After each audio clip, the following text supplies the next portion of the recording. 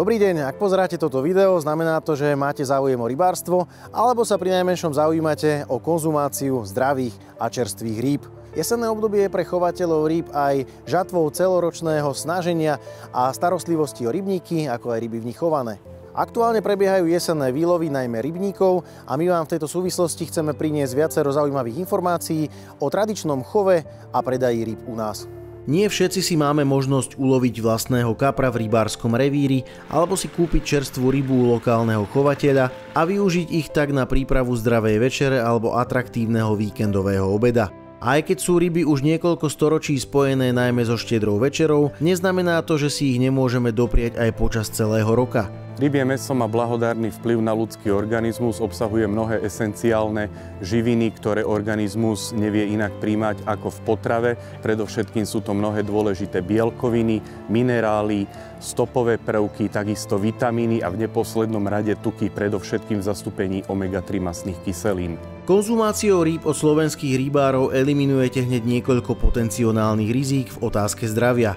Našim domácim chovateľom unikajú zisky, ktorými môžu napríklad znižovať nezamestnanosť a zavádzať nové technológie do svojich chovov. Naopak zakúpením rýb dovážaných zo zahraničia nemáte istotu ich zdravotného stavu a čerstvosti. Zvyšuje sa uhlíková stopa s nepriaznivým vplyvom na zmenu klímy, ktorá nepriaznivo vplýva na životné prostredie nás všetkých. Konzumácia rybieho mäsa má pre ľudský organizmus blahodárne účinky.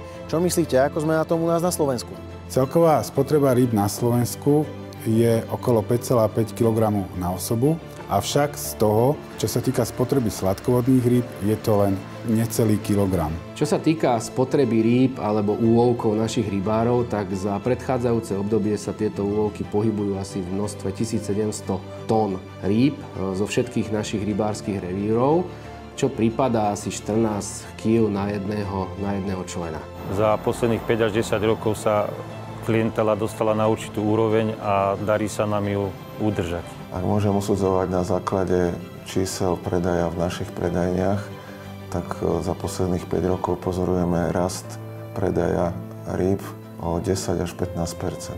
Čo sa týka produkcie pstruha dúhového tržného, patrím k menším producentom rýb v rámci Slovenska. Produkujem niekoľko desiatok tón pstruha. Čo sa týka predaja rýb konečnému spotrebiteľovi, tak najmä vďaka slabšej kúpyschopnosti je ten odbyt v poslednej dobe slabší.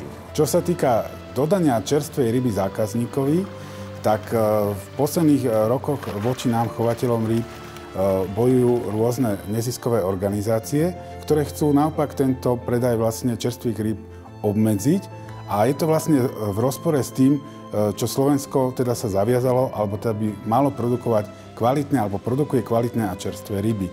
Bojím sa, že ak budú tieto trendy pokračovať takýmto smerom, tak potom vlastne ten konečný spotrebiteľ, napríklad niekde na vidieku, nejakí tí starší občania sa k tej čerstvej rybe nedostanú, pôjdu niekde do supermarketov, tam si kúpia akúkoľvek vlastne mrazenú potravinu, alebo teda rybu, ktorá môže byť aj z tretích krajín, neznámeho pôvodu, alebo teda kvality. Tým ochudobňujeme tých našich obyvateľov v rámci tej výživy. To znamená, ideme kvalitou a rozumom niekde nazad. Týmto témam sa budeme venovať v sérii videí, ku ktorým si prizveme odborníkov a všetko si dopodrobna rozoberieme. Ďakujeme za zdieľanie a teším sa na stretnutie v ďalšej časti.